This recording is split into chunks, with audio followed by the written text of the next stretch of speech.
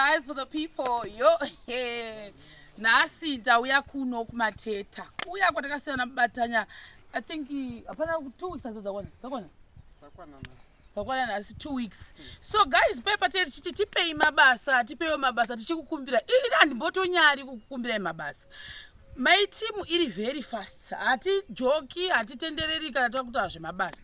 So now iri apa ndeyekuti dangokuradzai pavava uye neimwe challenge yatasangana nayo kuno kwatiri. Now yekuti mvura iri kunaya kuri kubva zvitina kwachoni manje kuri kunyudza ndo dambudziko ramboita kuti project inge yakapoza. Hanimozviona manje sapatoona about 2 days vanhu vasingakwanisi kushanda zvidhina chaizvo kuti zvisvike paka apa uyai kuno. Hamona aya ndo matombo ada kudzosera for slab ndo hardcore yacho yekuzovhara mukati umu inokwana mukati koiyo yekereshi slab undotype yawo then jecha redu munoriona iri saka jecha redu rekuti slab yedu inge ichizoitwa ranga riripo saka irori ndo river sand redu iyi ndo pit sand kurati kupit sand dzekunoko handiona kunaka kwayakaita ndo pit sand yacho iri kushandiswa kuno kuti inge ichiita sei ichivaka mudhuri wedu.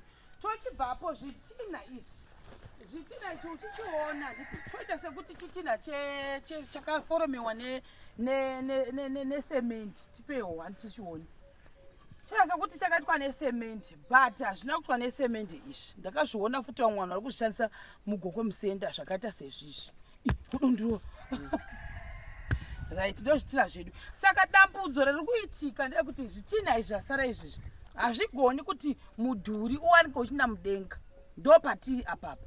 Nhau iripo haisi yekuti client wakoniwa kuzviti azviuse panapa asi kuti kunobva zvitina kwachoni kuri kunyudza because ndakubvunza kuti ko izvi zvakasvika sei. So vakatotengawo from vamwe vanhu vanga vane zvitina zvavo pamateta pamashopu ndo palakira vakatoita ndo kupera kwazoita foundation yedu handeipa foundation timbovona hambozviona. Saka iyi ndo foundation yedu iyi yamuri kuona kudai hani mapabata woenda nekokoko foundation yedu kureva kuti mese umu uchazodzoserwa kudai mese umu.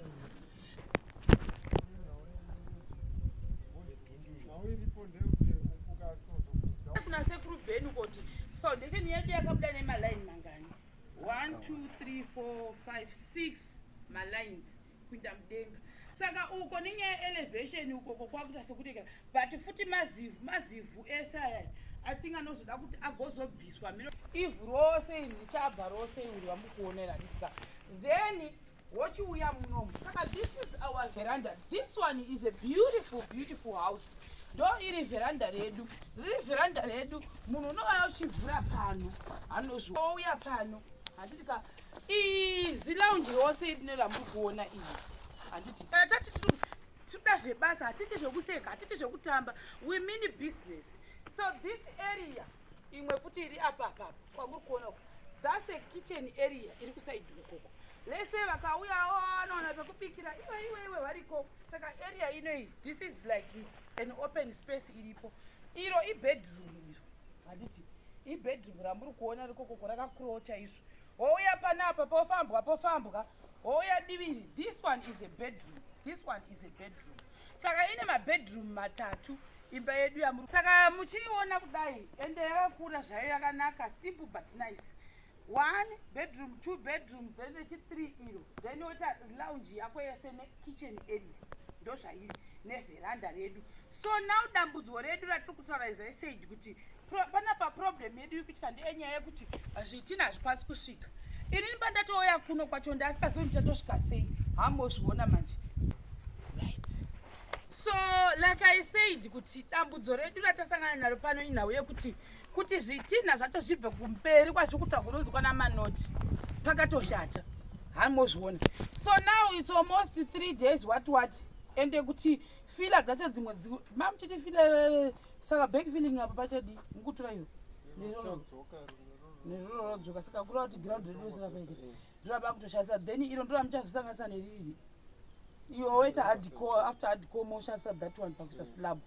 So ndo zviripo saka papa zvakutotifosa sisi kuti tiite decision yekuti maybe what we can do is tomirira kuti client yedu iunganidze zvitina zvachoni handiti yaunganidza zvitina zvake zvese zvinokwanisa kuti soon after vanhu vachipedza kuzodira slabbing nekudii mudhuri wakudii wakusimuka so that hatirambe tichingoti maybe hakuna zvitina nhasi kazhinji kacho kana timu yangu ichichenda kuti haizofari kuramba ichigara which is not fair obviously so ndo decision yathink yatiri kuona kuti iri wise kuti tinge tichiita so guys for the people like I was saying kuti ndo challenge yedu yatinayo kuti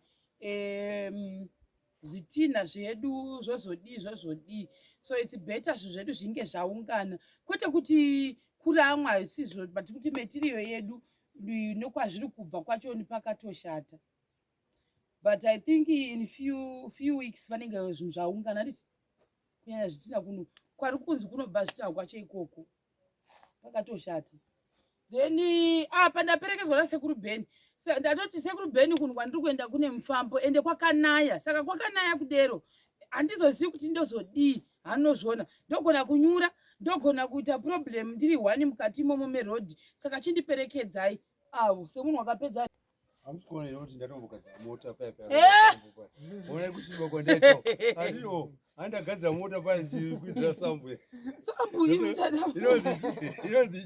haiwa iexhaust yandagumira mekra kune mazidhaka murodhi macho zvenyimi mazimvura akazarise imomo pakatoshata so imi mamuchivata pacamping tenyu asi mwari kuvata pazvangu wakuvata mukati aiwa hai munogadzira tende kudai mochipinza mukati zvure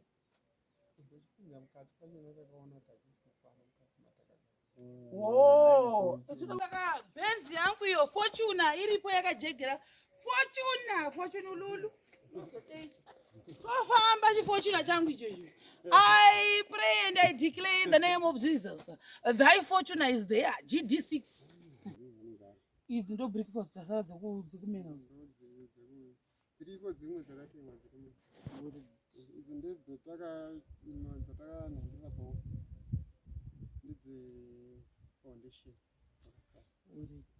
zvinhu zvese zvinoda kuti tionesane tida kuti tionesane nababa munina kuti toita sei next plan yedu todini toronga dheti ripi rekuzodzoka zvinhu zvese zvavaipa panzvimbo I think ndo zvingoripo but I don't think kuti mawikisi akawanda anenge aweke kufungo kwangu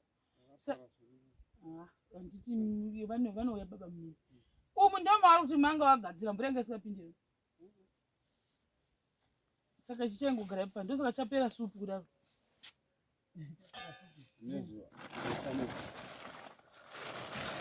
chetowedzera kana 5 more muri kunzwa sei moti kudika neempire iri kutwa navamwe izvi zvinhayo kuti ndedzemudanga zviri ngoitwa kukambani yeShema TV chero zvaitwanangana as long iri Shema TV rogo rumwe chete kureva kuti ndedzemudanga zvirova nokuti takangodzidziswa tiri pamwe chete tikatrenwa tiri pamwe chete tiri kuShema TV saka hatigone kuita zvinhu zvakasiyana bhozi takadzidziswa tiri pamwe chete basa erinofamba so saka zvinhu zvacho hamuchechete hawewotano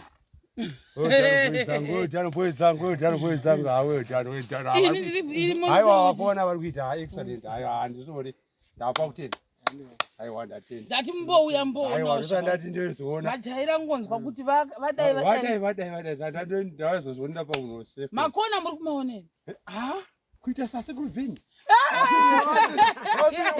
wadivira rogo rwangu guys so for the people saizvizvi taumbomirira ana baba munini vepanapa kuti tionesane kuti zviri kufamba sei nenhau yemetiyo ndo zvatakumirira because kuti vanhu vazogara kana kuti 3 days 4 days hazvizoiti anozviona ndo zviripo vanhu vamwari tipewo mabasa ekukwamburi we are here but I think I encourage kuti vanhu vange vane zvinhu zvakati wandei so that vanhu vasamira pakushanda I think ndo zvinhu ndonyanya kuencourage futi nguva dzose kuti zvinhu zvinge zviripo zvakawanda bosi isusu boys rangu harimiri kana rasvika pabasa hamozviona kana kuti unochiti ndichazoti after 3 weeks unozotanga kuhwa pressure. Nekuti ini naye say this because ndakambozviitawo ndikatotsamwira nasekuru Beni munhu achindiudza kuti ndapedza chakati ndototsamwa kutokuita BP.